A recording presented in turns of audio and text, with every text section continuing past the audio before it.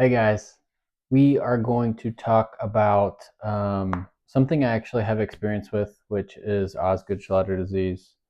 This actually happens typically in young males and normally will resolve, but what a lot of people don't realize is that this can actually happen um, in later adult years, college athletes, anybody typically that is doing a lot of running, jumping, squatting. So those activities correlate with the kids as well as with the adults.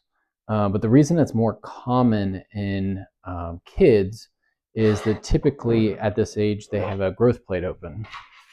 We have our anatomical model here. We have our femur, patella, tibia, fibula, and then there's a tibial tuberosity here. And the quadriceps muscles are a big group of muscles, and they create a lot of force. And they come down through this area and attach all at one point on the patellar tendon. And so anytime you're running, jumping, squatting, you're exerting a lot of pressure on that tibial tuberosity. And actually, another name for Osgood-Schlatter disease is a traction apophysitis. So apophysis is basically just the growth plate, itis is inflammation, and traction is basically a pulling motion. So anytime you're exerting that force, you're exerting a traction force at this spot.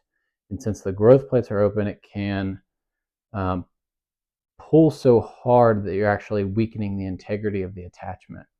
You can actually have pieces of bone that will pop off.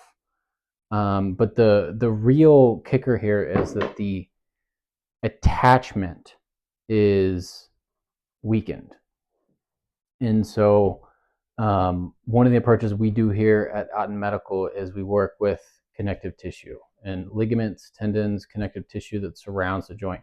It is our main goal is strengthening the connective tissue. And so this is a particular disease that we feel very comfortable with, and we're very happy to have people come in to help them out, because typically sometimes patients get into a rut where they're not seeing progress and the conventional approaches aren't getting them there.